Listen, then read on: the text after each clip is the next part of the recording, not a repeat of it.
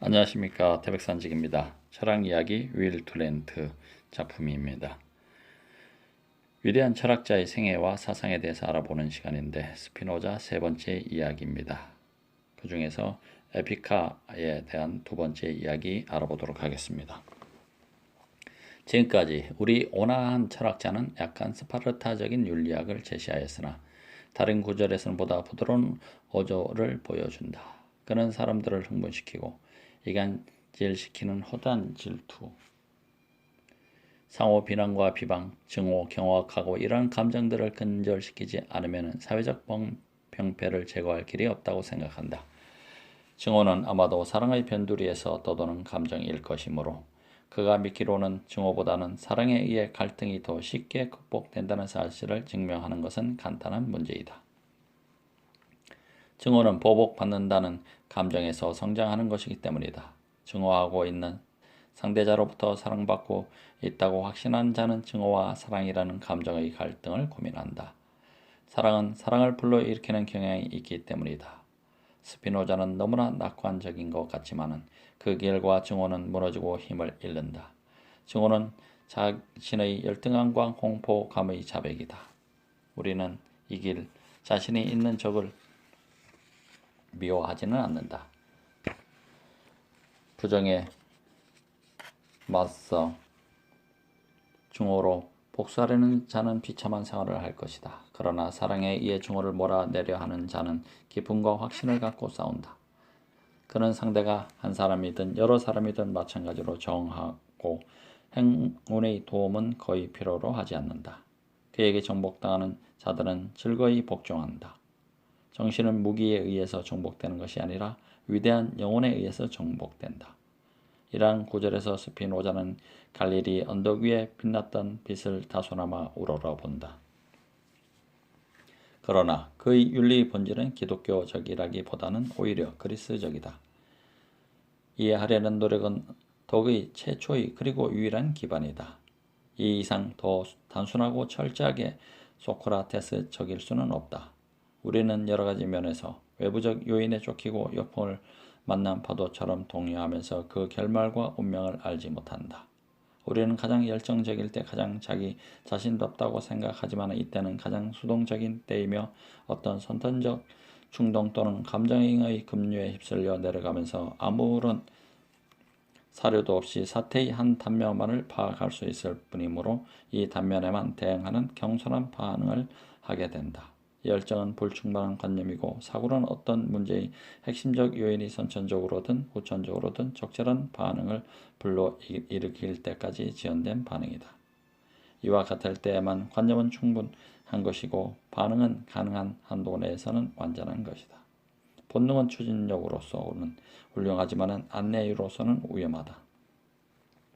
이른바 본능의 개인주의로 말미암아 본능은 각기 인격 전체의 선을 무시하고 그 나름의 성취만을 추구하기 때문이다.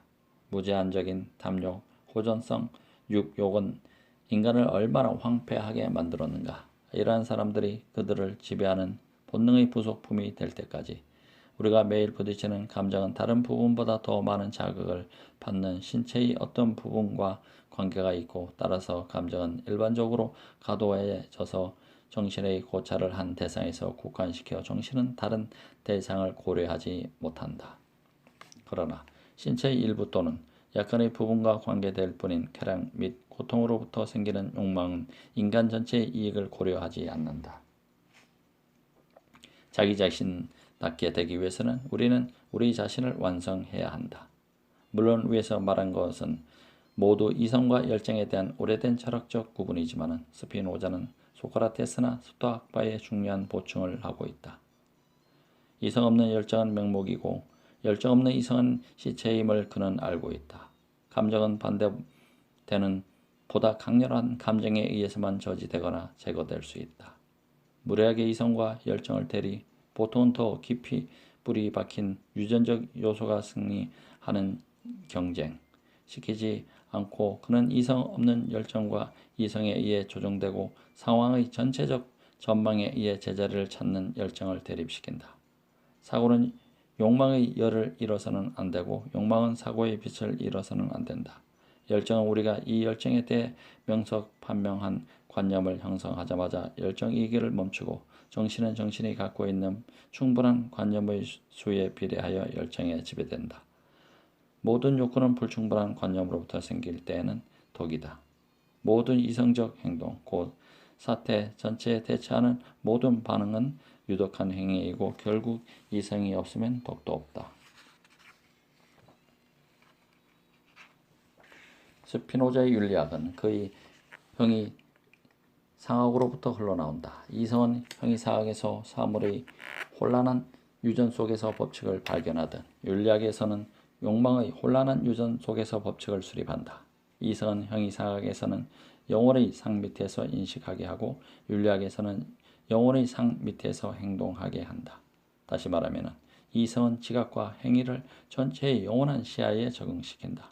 우리는 사고의 도움을 받아 이러한 보다 큰 시야를 획득하며 사고가 도움이 될 수 있는 것은 현재 행동의 원하는 결과를 의식에 제시하는 상상력의 도움 덕택이다. 그러나 현재 행동의 반응이 사고가 작용할 여지가 없을 만큼 직접적이라면 원하는 결과는 이 반응에 아무런 영향도 미치지 못할 것이다. 현재의 감각이 우리가 상상이라고 부르는 투영된 기억보다도 월등히 생생할 때에는 현재의 감각은 이성적 행동에 대한 커다란 장애가 된다. 정신은 이성의 명령에 따라 사물을 인식하는 한 그것은 현재의 것에 관한 것이든 과거의 것에 관한 것이든 미래의 것에 관한 것이든 간여우로부터 동일한 자극을 받는다. 상상력과 이성에 의해 우리는 경험을 예견으로 바꿔 미래의 창조자가 되고 이때 우리는 이미 과거의 노예가 아니다. 이렇게 해서 우리는 인간에게 가능한 오직 하나의 자유에 도달한다. 열정의 수동성은 인간의 실곡이고 이성의 능동성은 인간의 자유인 것이다. 자유는 인간의 법칙 또는 과정으로부터의 자유가 아니라 개별적 열정 또는 충동으로부터의 자유이다. 또한 자유는 열정으로부터의 자유가 아니고 무질서하고 불완전한 열정으로부터의 자유이다. 우리는 인식하는 경우에만 자유롭다.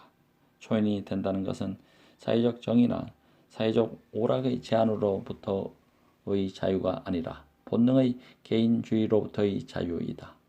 여러 가지 격정을 이와 같이 완전하게 하고 조화시킬 때 현현의 평정이 생긴다. 이 평정은 아리스토텔레스적 영웅의 기족적 자기 만족도 아니고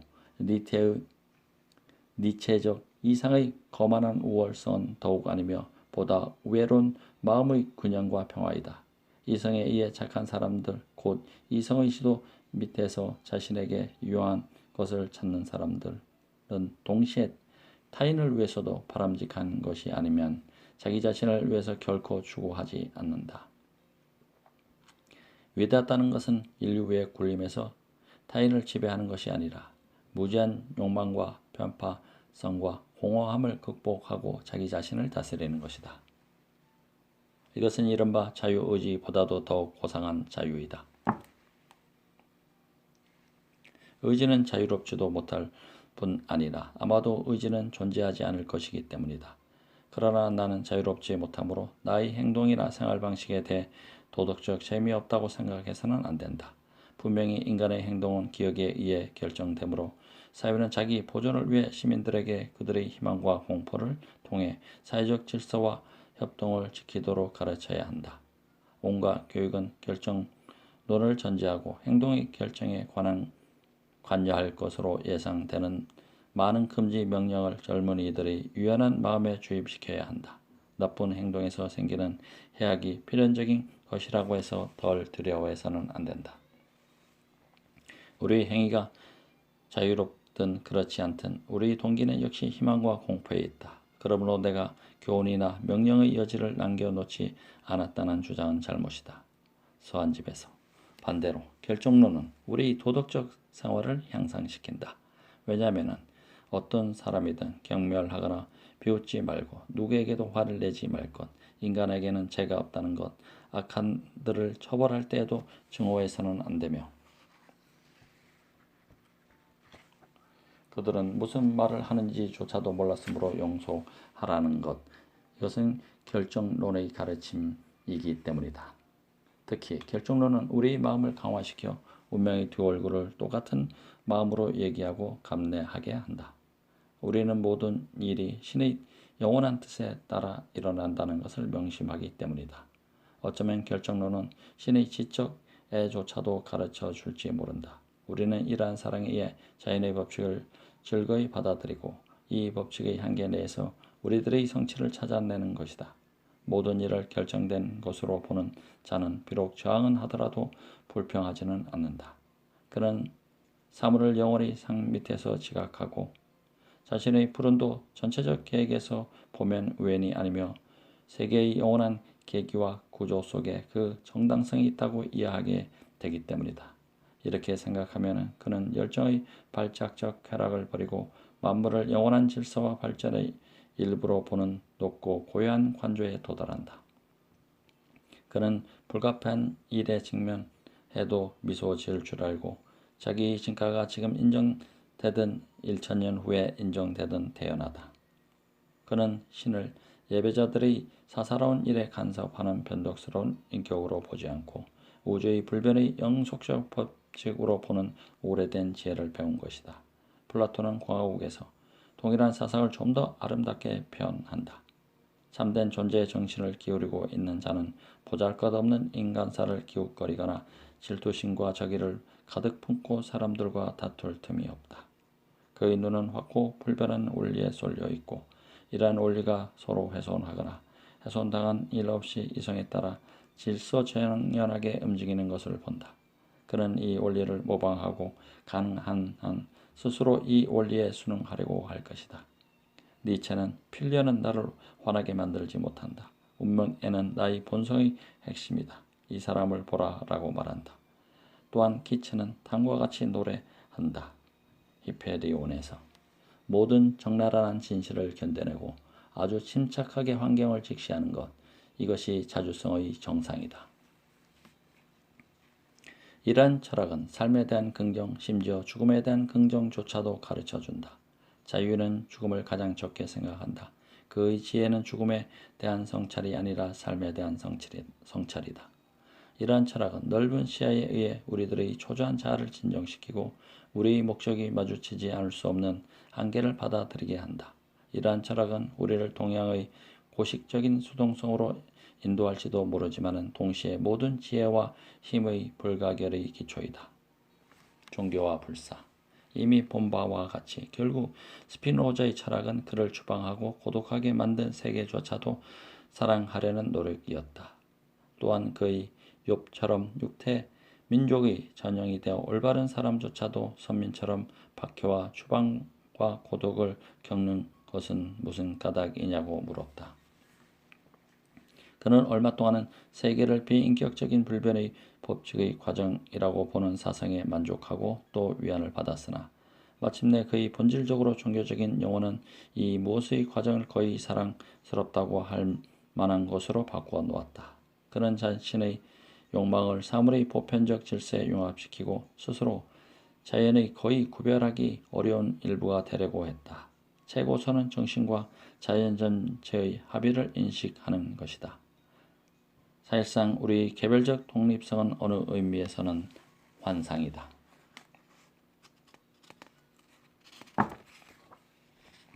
우리는 법칙과 원인의 거대한 흐름의 일부이고 신의 한 부분이다.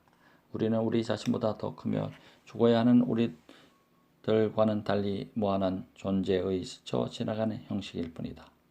우리들의 신체는 종속이라는 신체의 세포이고 우리들의 종족은 삶이라는 드라마의 한 샤파이고 우리들의 정신은 영원한 빛의 단속적인 섬광이다. 우리 정신은 인식하는 한에서는 사고의 영원한 양태이고 이 양태는 사고의 다른 양태에 의해 결정되고 이 양태 역시 또 다른 양태에 의해 결정되며 이와 같이 무한히 계속된다. 이렇게 해서 모든 양태는 동시에 신의 영원하고 무한한 이성을 구성한다. 이와 같은 개체와 전체의 범신론적 합일은 다시금 동양적인 면을 나타내며 일자를 결코 둘이라고 부르지 않았던 오마르나 그대 자신과 만유 속에는 하나의 동일한 영혼이 있음을 알고 부분을 전체로부터 분리하려는 꿈을 버려라 라고 한 옛 인도 시인의 묘리를 들려준다. 소로는 나는 월든호에 한가하게 배를 띄우고 있을 때 때로는 살기를 그치고 존재하기 시작한다고 말한 바 있다. 이러한 전체의 이러한 부분으로서 우리는 불멸한다. 인간의 정신이 신체와 함께 완전히 파괴된다는 것은 불가능하며 그중 어느 부분은 영원히 남아있다.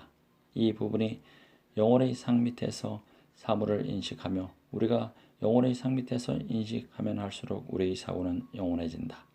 스피노자는 이 점에 대해서는 어느 때보다도 애매하고 거의 마른 해석자들 사이에서 끊임없는 논쟁을 일으켜왔지만 아직도 상이한 정신에게는 상이한 뜻으로 들린다.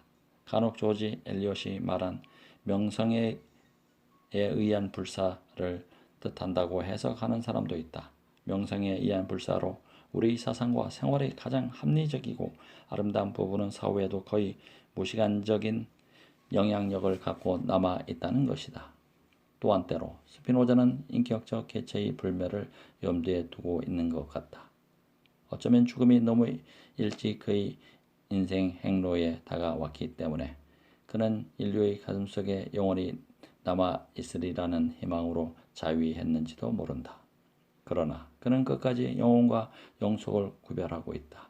사람들의 일반적인 의견을 살펴보면 그들은 자신의 정신의 영원성을 의식하고 있으나 영혼과 지속을 혼돈하고 사후에도 남아 있다고 믿는 상상과 기억에 영원성을 부여하라고 한다는 것을 알 수 있다. 그러나 아리스토텔레스처럼 스피노자 역시 불사를 말하면서도 개인의 기억의 존속을 부정한다. 정신은 신체가 존속하는 동안만 상상하거나 상기할 수 있다. 또한 그는 천국에서의 보상을 믿지 않는다. 마치 덕이 최대의 굴종인 것처럼 신이 이 덕에 대해 최대의 보상을 표창할 것이라고 기대하는 자들은 덕의 참된 평가로부터 멀리 떨어져 있는 자들이다. 그들은 덕과 신에 대한 봉사는 마치 행복 자체도 최대의 자유도 아닌 것처럼 생각한다. 에티카의 마지막 정리는 다음과 같다. 지복은 덕에 대한 보상이 아니라 덕 자체다. 또한 아마도 불사 역시 사고에 대한 불상이 아니라 사고 자체일 것이고 명석한 사고는 과거를 현재에 끌어들이고 미래를 끌고 나감으로써 시간적 제한과 한계를 극복하고 변화와 만화경의 배후에서 영원한 시야를 획득할 것이다. 이러한 사고는 불멸한다. 모든 진리는 영원 불면하는 창조물이고 인간에게 무한에 걸쳐 영향을 주는 인간의 영원한 소득의 일부이기 때문이다. 에티카는 이와 같이 엄숙하고 희망에 찬 오조로 끝난다.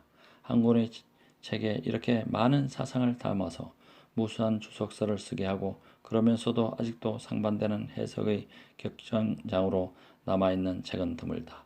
그 형이 상학은 결함투성이이고 그 심리학은 불완전하며 그 신학은 불충분하고 애매할지도 모른다. 그러나 이 책의 정수 곧 그 정신과 본질에 대해서는 독자들은 오직 존경의 뜻을 나타낼 수 있을 뿐이다. 마지막 구절에서 이 본질적인 정신은 간결한 웅변을 통해 빛나고 있다. 이상으로 나는 감정을 극복하는 정신의 힘 또는 정신의 자유에 대해서 보여주고 싶었던 모든 것을 완성했다. 이것으로 광능적 욕망에 사로잡힌 무지한 자들보다도 현명한 자가 얼마나 우수하고 강한가 하는 것이 분명해진다. 무지한 자는 여러 면에서 외부적 요인에 의해 동요될 뿐 아니라 정신의 참된 만족을 향유하지 못하고 게다가 자기 자신과 신과 사물을 거의 의식하지 못한 채 생활하며 수동적 삶이 끝나면 그 존재도 끝난다. 반대로 현명한 자는 현자로 생각할 수 있는 한에서는 거의 정신적 동요를 일으키지 않고 자기 자신과 신과 사물을 어떤 영원한 필요성에 따라 의식하고 결코 그 존재가 끝나지 않으며 언제나 정신의 만족을 향유한다. 여기에 이르는 길로서 내가 제시한 길은 매우 어렵기는 하지만 발견될 수는 있다. 그리고 매우 드물게 발견되는 만큼 매우 어려운 길이 아닐 수 없다.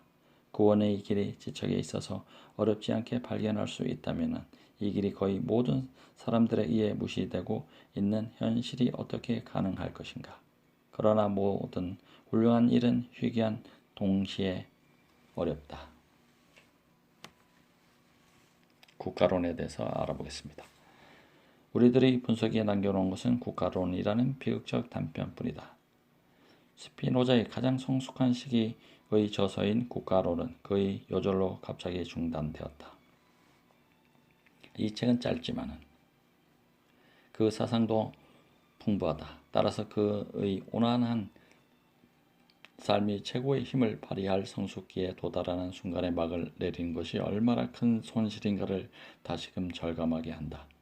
전제 군주 정치를 찬양하고 전제 군주 정치를 옹호하던 밀턴과 마찬가지로 홉스가 왕에게 반기를 든 영국 국민의 반란을 정력적으로 비난하고 있던 같은 시대에 공화주의자 대 위트의 친구인 스피노자는 당시 네덜란드의 자유와 민주주의에 대한 희망을 대변하고 루소와 프랑스 혁명에서 절정에 이른 사상적 흐름의 주요 원천의 하나가 된 정치 철학을 정식화했다. 모든 정치 철학은 자연적 질서와 도덕적 질서의 구분, 다시 말하면 조직적 사회가 형성되기 이전의 상태와 이후의 상태의 구분으로부터 시작되어야 한다고 스피노자는 생각한다. 인간은 일찍이 법률도 사회 조직도 없는 비교적 고립된 상태에서 살고 있었다고 스피노자는 가정한다. 이 상태에서는 선악의 관념 또는 정의와 부정의 관념도 없었고 힘과 정의는 동시되었다고 그는 말한다. 자연 상태에서는 일반적 동의에 의해 선 또는 악이라고 부를 수 있는 것은 존재할 수 없다. 자연 상태에 있는 각자는 자신의 기호에 따라 자신의 이익만을 고려하면서 무엇이 선이고 무엇이 악인가를 결정하고 어떠한 법률에 의해서도 자기 이외의 어느 누구에게도 책임을 지지 않기 때문이다. 따라서 죄는 자연 상태에서는 생각될 수 없고 오직 국가적 상태에서만 생각될 수 있다. 국가적 상태에서는 일반적 동의에 의해 무엇이 선이고 무엇이 악인가 하는 것이 결정되고 각자는 국가에 대해 책임을 진다. 모든 사람들은 자연법 및 자연적 질서 밑에 태어나 그 밑에서 대부분 생활을 보내거니와 자연법 및 자연적 질서는 아무도 바라지 않고 아무도 할 수 없는 일 이외에는 금지하지 않으며 투쟁, 증오, 분노, 배반 등 요컨대 요구에서 나오는 것에도 반대하지 않는다. 국가론에서 우리는 국가의 형태에 대한 관찰을 통해 제 국민 간에는 이타주의가 존재하지 않는다. 비스마르크에서 자연법 또는 자연의 무법성을 희미하게나마 알 수 있다. 일반적으로 승인된 조직, 일반적으로 승인된 권위가 있는 곳에만 법과 도덕이 존재하기 때문이다. 국가의 권리는 이제 개인의 권리가 언제나 그러했던 바 그리고 아직도 흔히 그러하지만 다시 말하면 권력은 힘이며 지도적 국가들은 외교관들의 건망증적인 정직성 때문에 매우 적절하게 열강이라고 불린다. 이것은 생물의 종 사이에서도 마찬가지다. 종 사이에는 공통된 조직이 없기 때문에 도덕이나 법률도 없다. 각 종은 자기가 하고 싶은 일, 할 수 있는 일을 다른 종에게 감행한다. 그러나 인간 사이에서는 상호간의 피로가 상부상조를 야기시키므로 힘의 이러한 자연적 질서는 권리라는 도덕적 질서로 변한다. 누구든 고립에서는 자신을 지키고 생활 필수품을 얻기 위해 충분할 만큼은 강하지 못하므로 많이는 고립의 공포를 느끼고 따라서 인간은 본성상 사회 조직으로 기울어지는 경향이 있다. 신학 정치론에서 위험을 막기 위해서는 인간이 상부상조를 하지 않는 한 한 사람의 힘과 능력으로는 불충분하다. 그러나 인간은 태어날 때부터 사회 질서가 요구하는 상호 간의 관용심을 갖고 있는 것이 아니라 위험에 부딪혀 제휴하게 되고 이러한 제휴가 차츰 사회적 본능을 육성화한다. 인간은 시민으로 태어나는 것이 아니라 시민으로 키워져야 한다. 대부분의 사람들은 마음속으로는 법 또는 관습에 대한 개인주의적 반역자이다. 사회적 본능은 개인주의적 본능보다 후에 생기고 또한 약함으로 보강이 필요하다. 인간은 누수가 비참하게 가정한 바와 같이 태어나면서부터 착하지는 않다. 그러나 제의를 통해 비록 가족끼리 남아 동정심, 부드러운 감정 그리고 마침내는 친절한 마음씨가 생긴다. 우리는 우리와 비슷한 것을 좋아하며 우리는 우리가 사랑해온 것을 불쌍히 여길 뿐 아니라 우리가 우리 자신과 비슷하다고 판단한 것도 불쌍히 여긴다. 여기에서 감정의 모방이 생기고 마침내 어느 정도 양심이 생긴다. 그러나 이 양심은 생직적인 것이 아니라 후천적인 것이며 지역에 따라 다르다. 양심은 개인의 정신적 성장에 따라 개인의 정신에 퇴적되는 집단의 도덕적 전통을 말하며 이러한 양심을 통해 사회는 사회 자체를 위해서 적의 마음, 본성상 개인주의적 영혼 속의 동지를 만들어낸다. 이러한 발전을 통해 자연상태에서 획득한 개인의 힘의 법칙은 조직 속에서 전체의 법적, 도덕적 힘의 점차로 양보하게 된다. 아직도 힘은 권리이지만 전체의 힘이 개인의 힘을 제한한다. 이론적으로는 개인의 힘을 개인의 권리에, 다시 말하면 타인의 동등한 자유와 합치하는 한도 내에서 개인의 힘을 행사하도록 제한하는 것이다.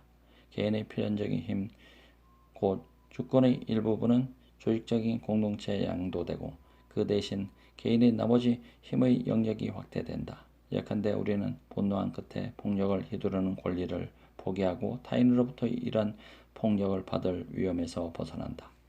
인간은 열정의 지배를 받고 있으므로 법률은 필수적이다. 만일 인간이 모두 이성적이라면 법률은 무용지물일 것이다. 완전한 법과 개인의 관계는 완전한 이성과 열정의 관계와 같다. 완전한 법은 전체의 파멸을 피하고 전체의 힘을 증대하기 위해 상충하는 힘을 조절할 것이다. 이성은 형이상학에서는 사물의 질서를 인식하고 윤리학에서는 욕망 사유의 질서를 수립하듯이 정치학에서는 인간 간의 질서를 수립한다. 완전한 국가는 시민의 힘이 상호간 파괴적인 경우에만 시민의 힘을 제한할 것이다. 완전한 국가는 더 큰 자유를 주지 않는 한 어떠한 자유도 빼앗지 않을 것이다. 국가의 궁극적 목적은 인간을 지배하거나 공포에 의해 인간을 속박하는 것이 아니라 오히려 각자가 자신이나 이웃을 해치지 않고 가능한 한 안전하게 살며 활동하도록 공포로부터 해방시키는 것이다. 다시 되풀이하거니와 국가의 목적은 이성적 존재를 야수나 기계로 만드는 것이 아니라 그들의 심신의 기능을 안전하게 발휘시키는 것이다. 국가의 목적은 자유로운 이성을 발휘하도록 인간을 지도하는 것이다. 다시 말하면 인간의 힘을 증오, 분노, 관계 따위에 낭비하지 않고 또한 서로 불공평한 행동을 하지 못하도록 하는 것이다. 따라서 국가의 목적은 사실상 자유에 있다. 국가의 목표는 자유이다. 국가의 기능은 성장을 촉진하는 것이고 성장은 자유를 찾아내는 능력에 달려 있기 때문이다. 그러나 만일 법이 성장과 자유를 저해하면 어떻게 될 것인가? 국가가 모든 유기체나 조직체처럼 자신의 존재를 보존하려고 이것은 보통은 관리가 자기 지위를 유지하려고 노력하는 것을 말한다 하면서 압제와 착취의 기구로 변한다면 우리는 어떻게 해야 할 것인가? 스피노자는 합리적인 항의나 토론이 허용되고 평화적 변혁을 보증하는 언론의 자유가 있으면 부정한 법률에도 복종하라고 대답한다. 나는 이러한 자유로부터 때로는 여러 가지 불편이 생긴다는 것을 인정한다. 그러나 어떠한 폐단도 생기지 않을 만큼 문제가 현명하게 해결된 적이 있었던가? 언론의 자유를 억압하는 법률은 모든 법률을 파괴한다. 인간은 그들이 비판하지 못하는 법을 오랫동안 존중하지는 않을 것이기 때문이다.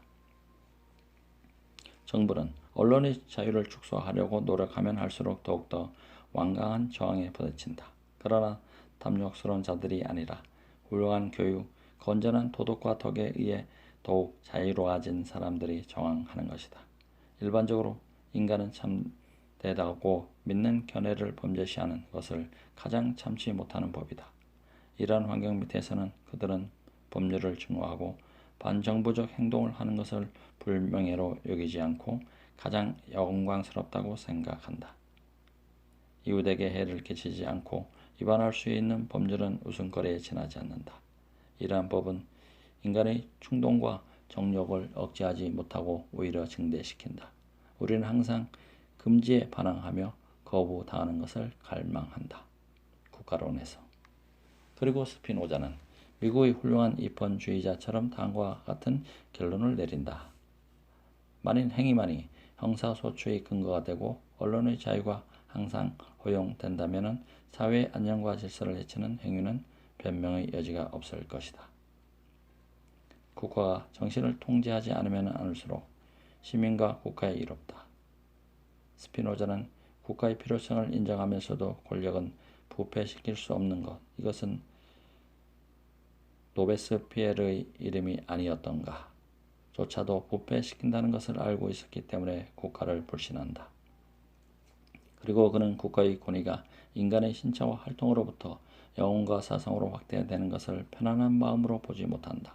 그것은 성장의 종말과 집단의 죽음을 의미하기 때문이다. 그러므로 그는 교육, 특히 대학에 대한 국가의 통제를 찬성하지 않는다. 공공의 비용으로 설립된 대학은 인간의 자연적 능력을 개발하기보다는 오히려 억제하는 시설이다. 그러나 자유국가에서 희망하는 자들에게 자신의 비용과 자신의 책임 밑에 공공연히 가르치도록 허용한다면 학예와 과학은 더욱 충실하게 발달될 것이다. 국가가 관리하는 대학과 개인이 격려하는 대학의 중용을 어떻게 찾아낼 것인가 하는 문제는 스피노자가 해결하지 못한 것이다. 당시에 사유재산이 이러한 난제를 제시할 만큼 증대되지는 않았기 때문이다. 그의 이상은 일찍이 그리스에서 번창한 고등교육, 곧 학교에서 가르치는 것이 아니라 자유로운 개인들, 소피스트들, 이 도시에서 도시로 여행하며 어떠한 공적, 사적 통제도 받지 않고 가르치는 교육이었다. 이러한 일만 전제된다면 정체의 차이는 별로 문제가 되지 않는다. 따라서 스피노자는 다만 온건하게 민주주의가 좋다고 말할 뿐이다. 전통적 정치 형태는 어느 것이든 각자가 개인의 이익보다는 공적 권리를 선택하도록 형성될 수 있으나 이것은 입법자가 할 일이다. 군주 정치는 능률적이기는 하지만 압제적이고 궁극주의적이다. 경험은 모든 권위를 한 사람에게 부여하는 것이 평화와 협동을 위해 유리하다고 가르치는 것 같다. 터키처럼 현존 변화 없이 오랫동안 통치되어온 나라도 없기 때문이다. 한편 민주적 또는 민주적 국가처럼 존속 기간이 짧고 소외가 많은 나라도 없다. 그러나 노예 상태, 야만 상태, 황폐 상태를 평화라고 불러야 한다면 인간에게 이보다 더 큰 불행은 없을 것이다. 물론 어버이와 자녀 간의 싸움은 주인과 노예 간의 싸움보다 더 작고 더 심하지만 아버지의 권리를 재산권으로 바꾸고 자녀를 노예로만 보는 것은 가정관리 기술의 진보는 아니다. 그러므로 모든 권위를 한 사람에게 양도하면 노예 제도는 조장되지만 평화는 촉진되지 않는다. 여기에 그는 비밀 외교에 대한 다음과 같은 말을 덧붙인다. 국가의 이익이 국사를 비밀에 붙이도록 요구한다고 말하는 것은 절대 권력을 갈망하는 자들이 부르는 노래에 지나지 않는다.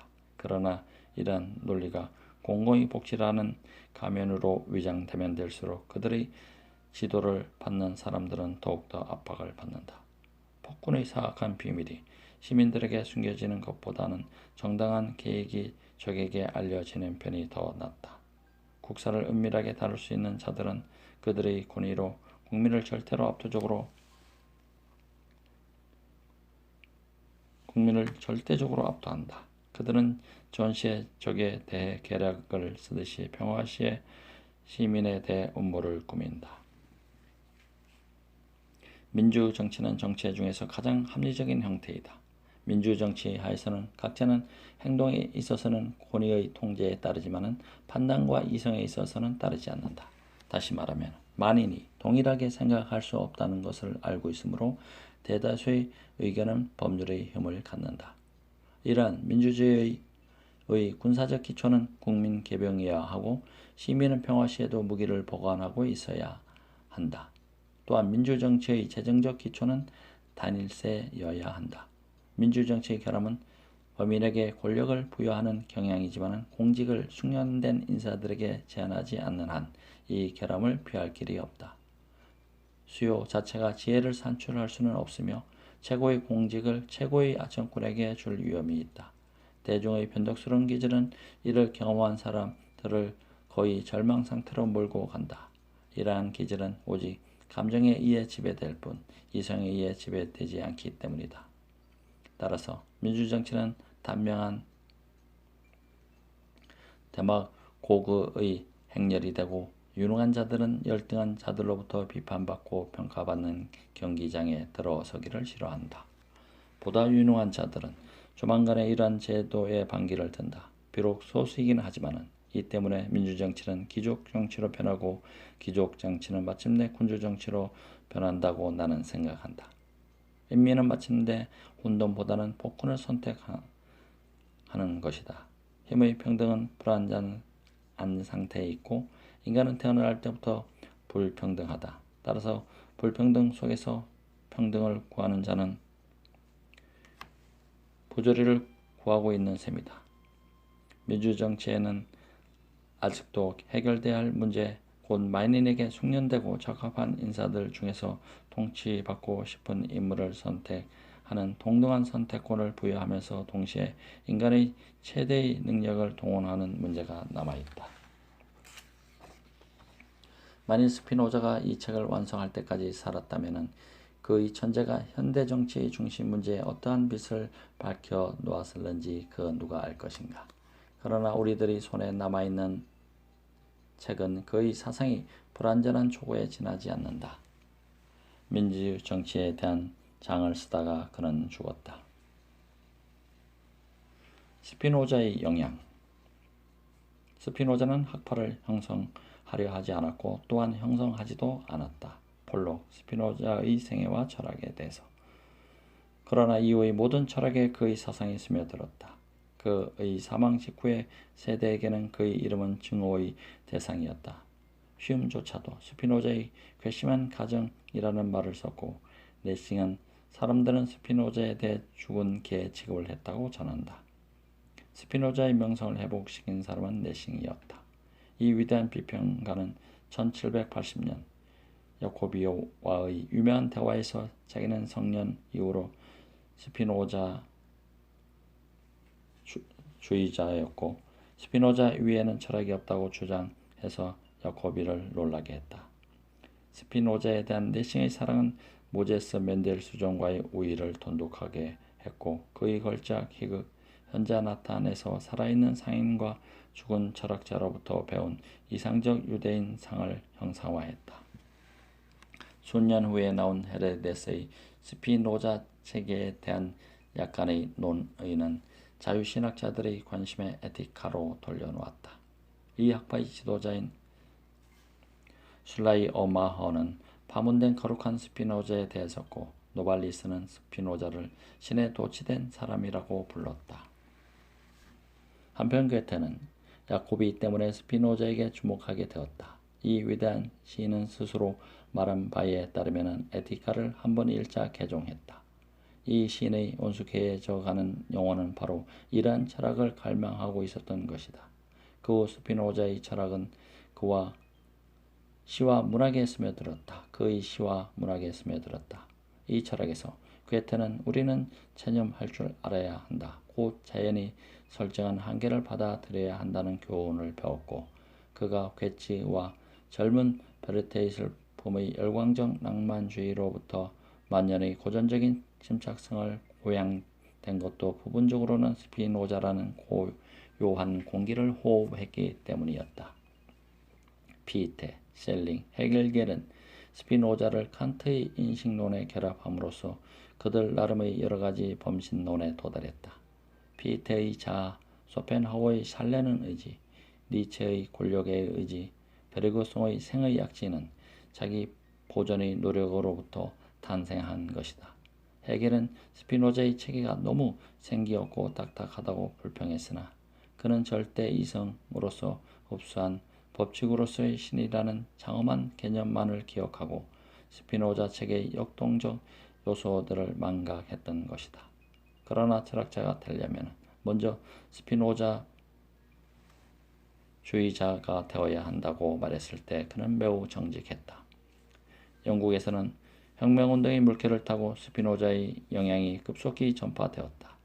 콜리지나 워즈워즈 같은 젊은 반항자들은 인민 속으로의 평온한 시대 러시아 인텔리게치아들의 대화를 활기있게 한 것과 동일한 정열을 갖고 반항아들을 감시해 유괴 정부가 배치한 스파이들은 이 말을 그들의 코의 기능을 가리키는 말이라고 생각했다. 스파이 노자.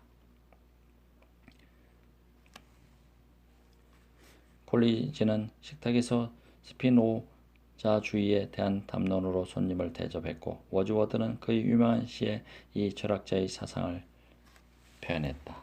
석양의 햇빛에 망망한 대에 생동하는 바람에 푸른 하늘에 인간의 마음속에 살고 있는 것, 그것은 모든 생각하는 존재와 사고의 모든 대상을 밀고 나가고 모든 사물을 통해 굽이쳐가는 운동과 영혼.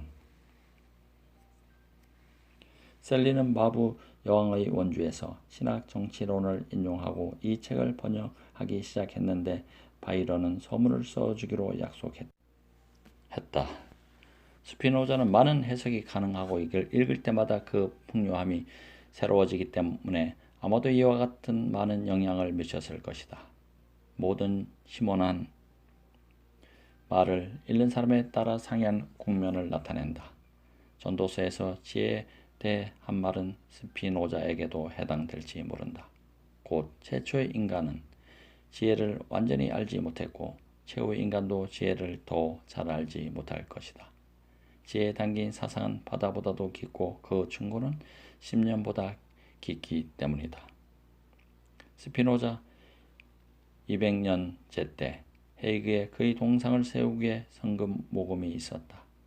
문명세계의 방방곳곳에서 기부금이 몰려왔다.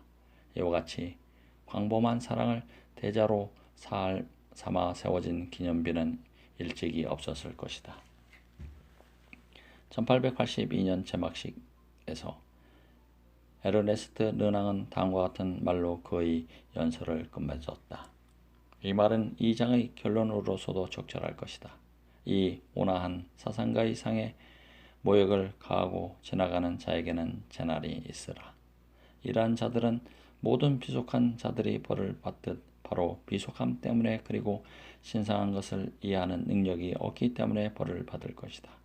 이분은 화강암 대자 위에서 그가 찾아낸 지복애의 길을 가르쳐 줄 것이다. 그리고 앞으로 이곳을 지나가는 교양 있는 나그네는 마음속으로 말하리라. 아마도 여기서 신의 가장 참된 모습을 보게 되리라고. 철학 이야기 스피노자 편 3편 여기서 마치도록 하겠습니다. 감사합니다. 태백산직이었습니다.